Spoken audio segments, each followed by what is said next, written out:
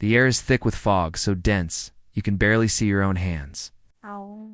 All you can hear is the frantic, ragged sound of our breathing. My camera shakes, not just from the cold, but from pure terror. In the distance, a faint rhythmic drumming echoes through the trees. It's a tribal beat, and it's getting closer. Mai's arm. It's bad. Blood is seeping through the makeshift bandage Kong wrapped around it. He's trying his best, his hands trembling as he presses down, but the bleeding won't stop. She's pale, her eyes fluttering. Tuan isn't helping. He's just staring. Staring blankly into the dark forest as if he's in a trance. Then I see it. A faint, sickly green light. It's coming from Tuan's hand. The strange mark we saw earlier, it's glowing. Mai sees it too, her voice a weak whisper. It's spreading. The mark is no longer just on his hand. Thin, dark veins are crawling up his arm like ink bleeding under his skin. Suddenly, a scream rips through the night. It's long. The sound is sharp, full of pain, and then it's cut off abruptly. Silence. A heavy, unnatural silence falls over the forest. The drumming stops. The insects, the night birds. Everything just stops. The quiet is somehow more terrifying than the noise. We have to keep moving. We push through the undergrowth, step by cautious step, trying to make no sound. And then we find it. In a small clearing, shrouded in mist, stands an ancient stone altar. It's massive, carved with symbols I've never seen before. But it's what's at the base of the altar that makes my stomach churn. Bones, human skeletons. Piled high like discarded firewood. Skulls stare at us with empty sockets, jaws locked in silent screams. Mai stumbles back, her eyes wide with horror. She points a trembling finger at the cave walls behind the altar. They're covered in carvings, ancient warnings. "This isn't a village," she whispers, her voice shaking as she translates the symbols. Gosh, it's a prison. Her eyes scan the wall, deciphering the story etched in stone. The carvings. They say this land must never be emptied, that something is trapped here, in the gate. The gate only opens with a life. A chilling realization washes over us. Kong looks from the altar to Tuan, his face a mask of disbelief, a sacrifice he breathes.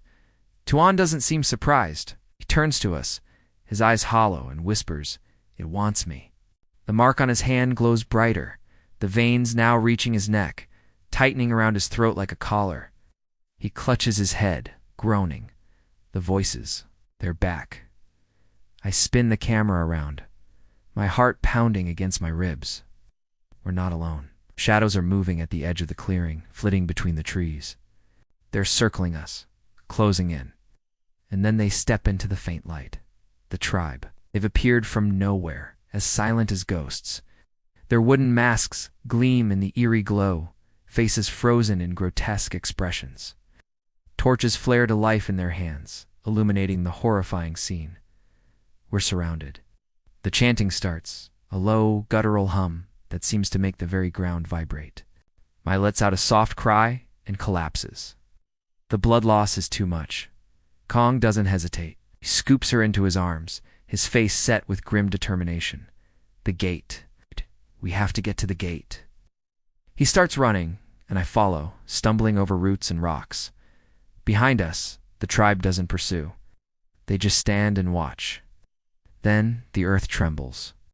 Directly in our path, a massive stone gate begins to rise from the ground, blocking our way. The symbols carved into it ignite with the same green light as the mark on Tuan's hand. But it remains sealed.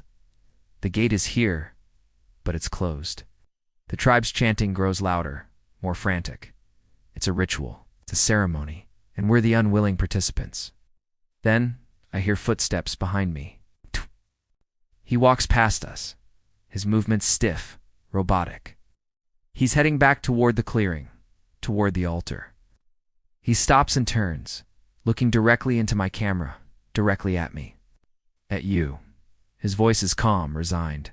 "If I leave, it will follow." He gives a small, sad smile. Then he turns his back on us and walks away, toward the altar, toward the waiting tribe. As he takes his first step back into the clearing, A deep, grinding sound echoes through the forest. The stone gate, starting to open.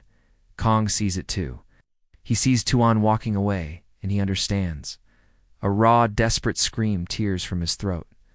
Tuan, but it's too late.